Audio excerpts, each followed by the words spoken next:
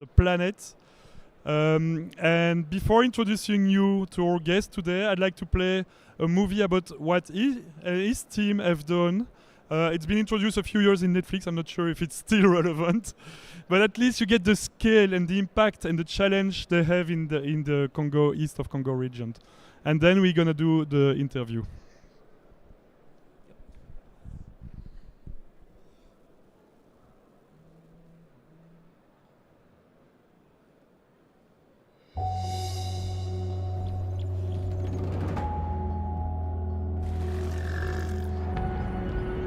Le parc national de Virunga, c'est la vie de la communauté. C'est dans cette entité-là où vous pouvez encore trouver les gorilles des montagnes. C'est ça ma vie. Ils ont l'amour.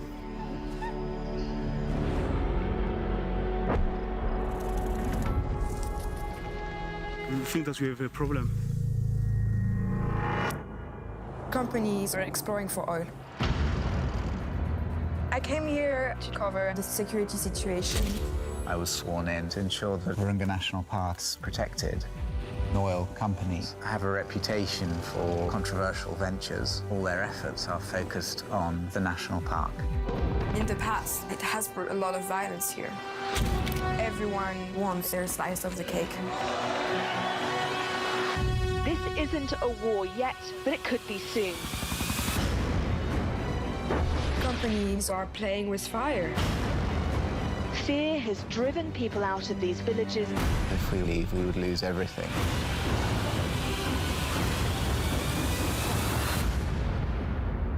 The national park is the only hope this region has. You must justify why you are on this earth. Finalement, nous serons aussi jugés. Nous allons seulement croiser le bras quand le parc sera en train de disparaître. Pourtant, notre souhait est que ce parc reste immortel.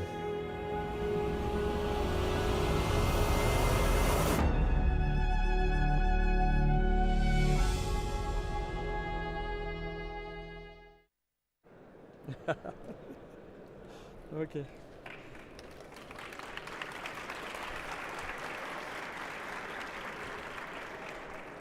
Hi, Emmanuel. Hi, Fabien. How are you? I'm good. Thank you. Me Yeah, too. yeah. I mean, I was stressed to interview you. I mean, Yeah, what I'm you pretty and your stressed team, too, what so we're they've both done. stressed. Okay, let's start. Can you tell us the importance of the park in the region? What?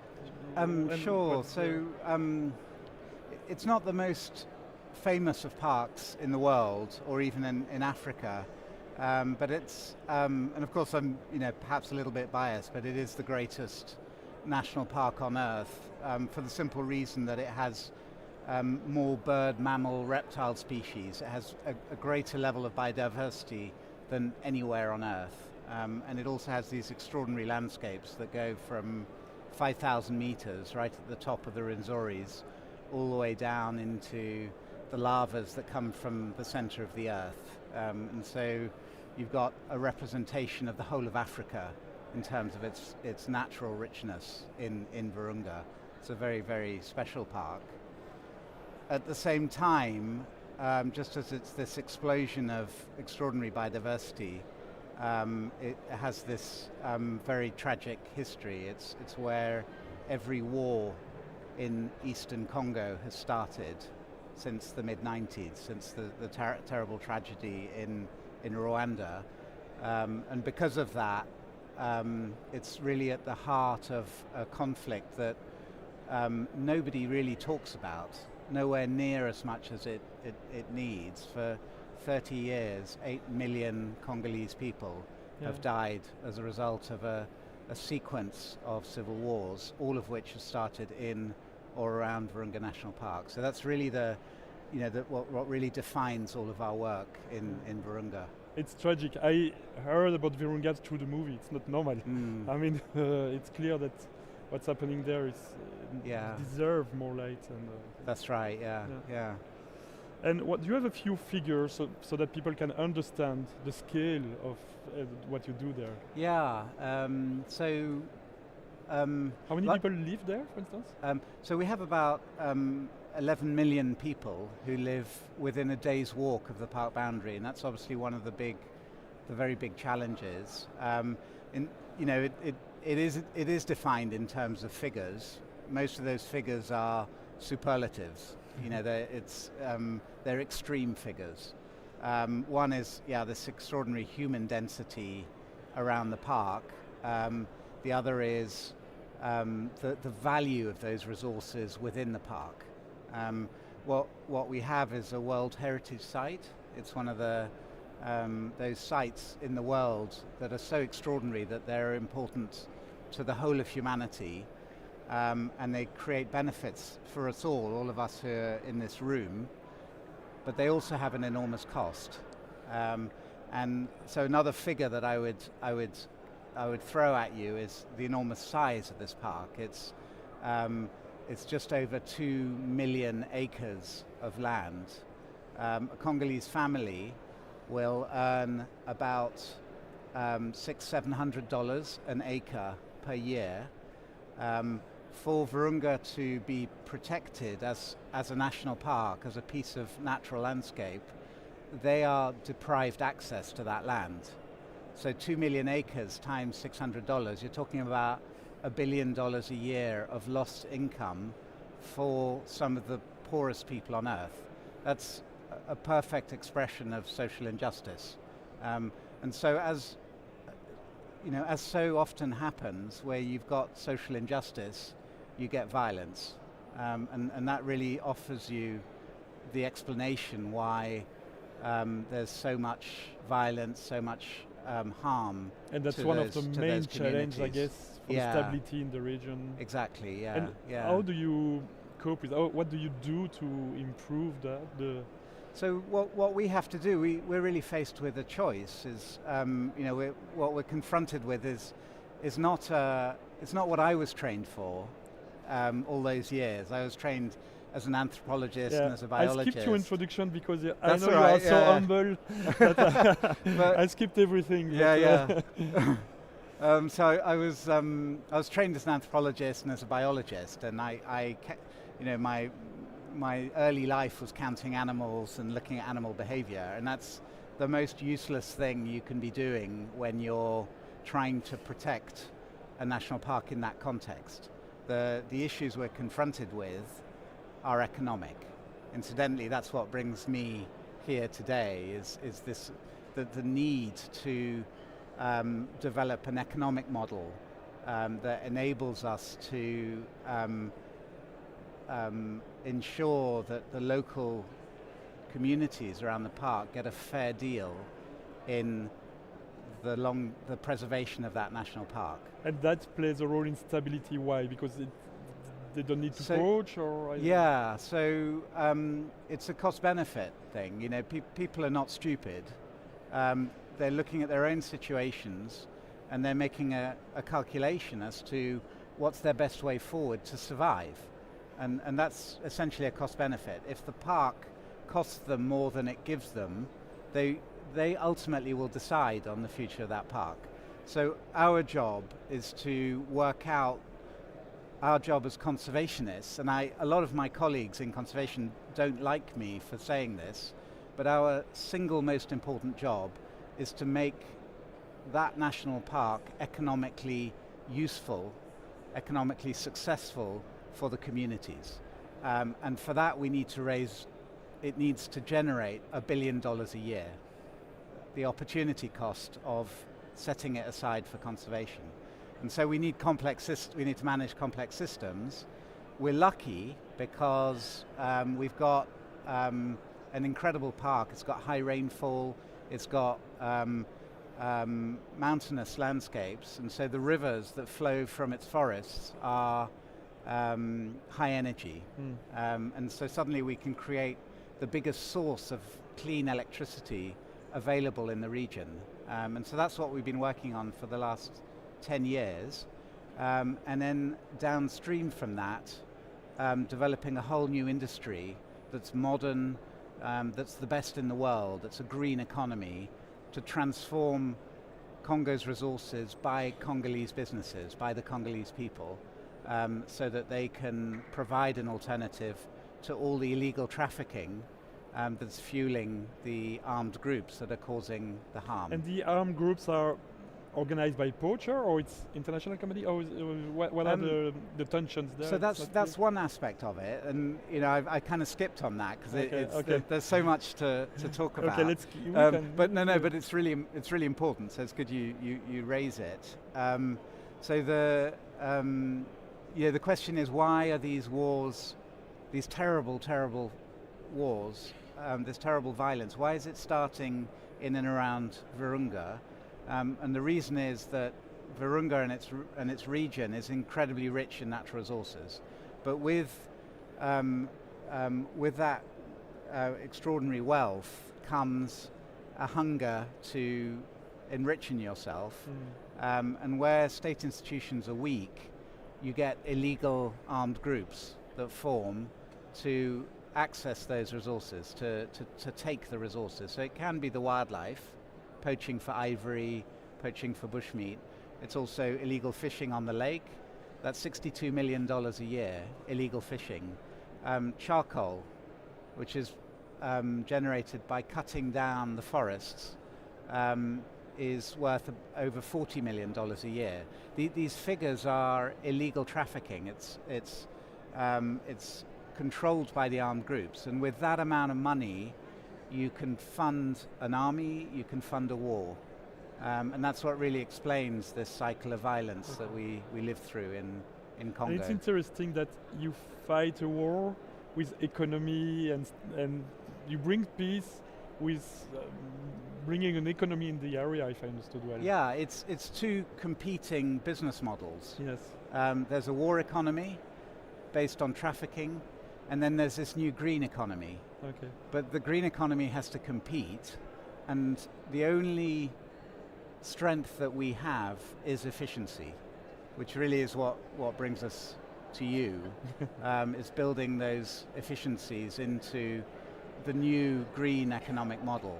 Yes. Can you tell us some of the projects? I think you have done electric power, you have done a lot of... Yeah. So that little film that you saw at the beginning was a film when we were faced with one of these trafficking issues, except that it wasn't led by an armed militia, it was led by a multinational company listed on the London Stock Exchange. And they came to Virunga to explore and then exploit oil in the national park. Now, it's morally questionable, but it's also illegal. It's illegal to do that in Congo. And so for us, that's a huge problem.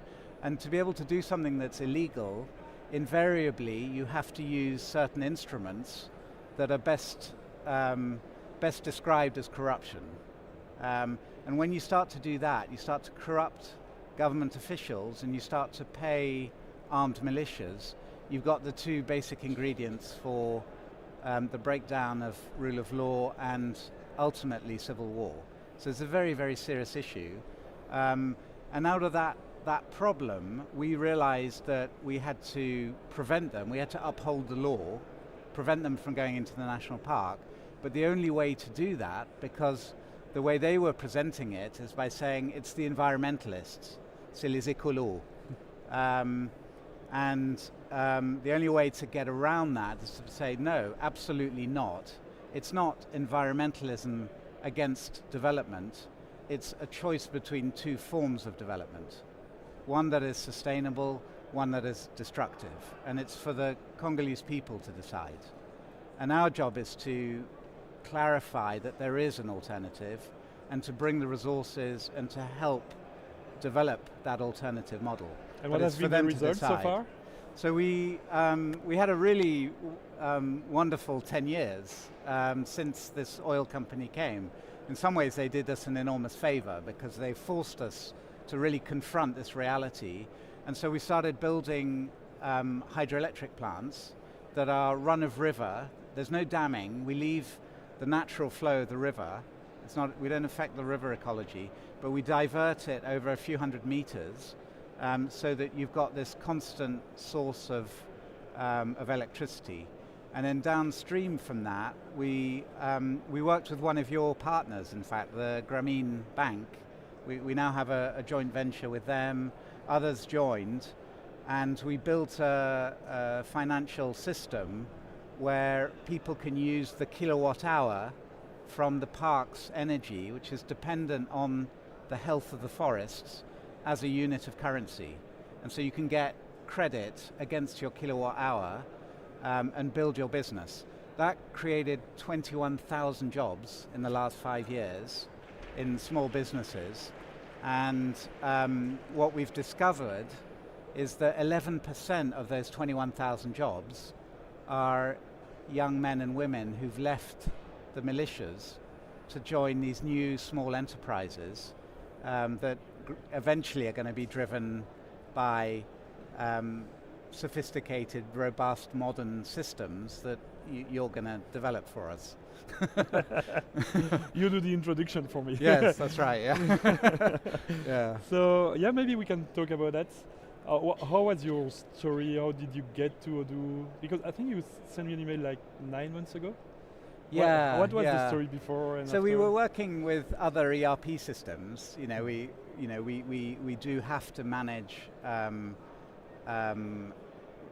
rigorous accounting and stock management and so on. Something maybe to explain is that I think you have like 1,700 people working for the association. Within Virunga we have 1,700 staff.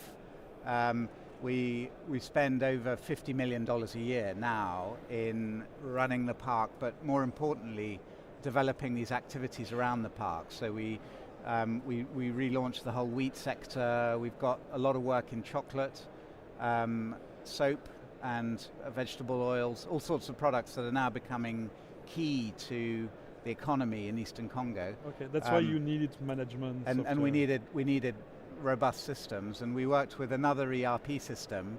I'm not going to mention its name, but it was shit. We really struggled with it. It was killing us, and it was because it was a Western system built in foreign capitals that really were not listening, and so we just struggled. It was basically it was very expensive, and just served as an accounting system, and we weren't able to integrate everything in our activities. And for us, integration is not just about every element of the organization working together. It's more about this idea, which I think is unique and can be developed in Virunga, which is that you've got natural ecosystems, natural systems that are generating wealth, and then you've got human landscapes, economic landscapes below, and those are two, they can be seen as two networks. You've got a network of rivers, and what I'm saying sounds a little bit hippie, but it's not, it's real. You've got a network of rivers that represent enormous wealth through their energy and the services they bring to the community. And then you've got a human network that comes out of that, which is an energy network. But it's physical. It's the power lines and the distribution grid in the community. And what we have to do is bring the two together with a very sophisticated system that enables the two to become interdependent. And that's the future of the planet. Mm-hmm. If we can do it in Virunga, we can do it anywhere. It's getting natural systems to feed economic systems and incentivize economic systems to protect those natural systems. So if we can do it in this landscape, there is no excuse for not doing it anywhere else. Virunga is the only national park on Earth that fought against big oil and won, but the real battle is now, is proving that we can provide a better alternative. Yeah, and the number of challenges you face are very diverse and complex, so I understand you need something more flexible and robust than the traditional management system, I would say. Yeah, so I mean, what Odoo has done for us is, and I hope they're here. I haven't seen them, but I have some of my colleagues. Yeah, they are there. You can Um, raise your hand. Yeah, and so two of our colleagues, Jean and JC, are they here? Yes. Yeah. Oh, brilliant. So they represent to us the future generations. So they really have been able to make it absolutely clear to us that we can do these things ourselves in Congo. That a young generation can be as good or better than anyone in this room. And we feel that very strongly. And I think they've demonstrated in the last 6 months that that's possible, in that what Odoo has enabled us to do is to adapt all of those systems to an extraordinarily complex Congolese reality, the Congolese culture, Congolese landscape, that needs to be treated with great sensitivity. And that means you have to build the system from within by the people who understand it. And there is no other ERP system, there is no other system that I know of that can do that. I'm not a tech person at all, but I have a little bit of instinct. I would be very, very surprised if Odoo isn't the leading tech company in Africa within 5 years. It's the company that Africa learns to work with in the way no one else has. I never told you that, but I was even surprised about the project. I mean, your team did it very quickly. Between the first email when we get in touch for the first time, and then you send me, oh, we are live, everything's running well. Yeah. It's been like 3 or 4 months, I think. It's been really fun. So that was really efficient. Yeah. It's been brilliant. Yeah. And so, you know, for me, if I'm in my tent in the forest and I run out of toilet paper, you know, they've built a ticketing system where I can just click and I get my toilet paper. You know, it affects us to that level. You know, all of our systems are driven by ticketing systems that feed into stock keeping, that feed into our accounting, all of our HR now. So, you know, one example is we're working in a community called Bingo. It's the name of the town, and it's where, I mean, it's a lovely name, but it's a terrible place because it's where all the massacres have happened in the last 5 years. It's where a militia group called the ADF are trying to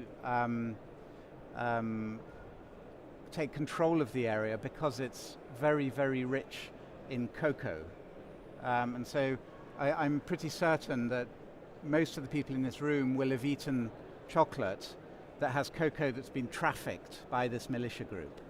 And what we're trying to do is, in exactly the same spirit, create an alternative value chain for that cocoa that enables yourselves, when you go to you know, the supermarket, you pick up a bar of chocolate, on the QR code you can follow the journey of that chocolate bar all the way to Central Africa, to Virunga, and trace it back through the factory that is in Virunga. So this chocolate will have been made by the people of Eastern Congo, and more than that, all the way back to the actual farmer that produced it. And you'll know where every single cent that's been spent by you on that chocolate will have been spent along that value chain. And that's where Odoo kicks in, you see. It's the power to be able to manage what will be, within a year, tens of thousands of farmers producing cocoa, financial systems where we can provide them with credit against that cocoa, and the guarantee that chocolate that you're eating is free of deforestation, won't have destroyed the park or Congo's forests, it's free of violence, it won't have gone through the militias, and it will have offered, at a minimum, a living wage to those farmers. And you'll know that because it's Odoo that's managing every cent that on that cocoa beans you make journey us very to proud. Europe. Yeah, no, but it's true. I'm not. It's what I was saying earlier before we became public. Is I'm not saying things. I'm not blowing smoke. It's true. These last 6 months have been extraordinary for us. It's opened up a whole new chapter. Yeah, and for us too, for because Virunga, seeing for us it's all about the impact.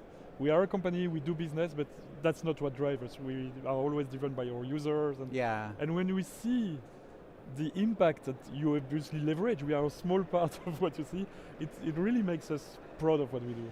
In a way, it's a small part because the big part is the people. It's the Congolese people. Yes. But what you've done is you've created the beginnings of something that can empower them in a way that's never been possible before, and that's what's missing. What's missing in Eastern Congo is visibility on the horrors that are going on there, and the tools for the Congolese people themselves, and Jean-Claude are the expression of that, themselves to control those tools and to control their own industry, their own resources, and through that their own future. That has never happened before. Yeah. And I like that the technology becomes yours. Yeah. You have your own team, you can evolve, because there is no way we as a Belgian company, we can help, but there is no way we can understand what you live on a day-to-day. Yeah. It's so, just imagining it is very difficult for us. You have to live, I guess, to understand. Yeah. So yeah. I like the fact that it's open source, that everything is shared, is actually a very good value for you. It's brilliant. Yeah. All right. I think we have to wonderful. close the discussion, but thank you. maybe we should finish by thanking your team. We are there on the stage, but yes, people that are dedicated, they've transformed the region, and we can thank you them. Thank you.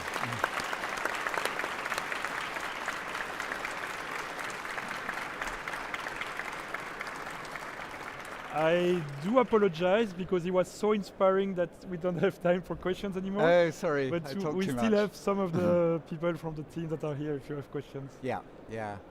Thank you. Perfect.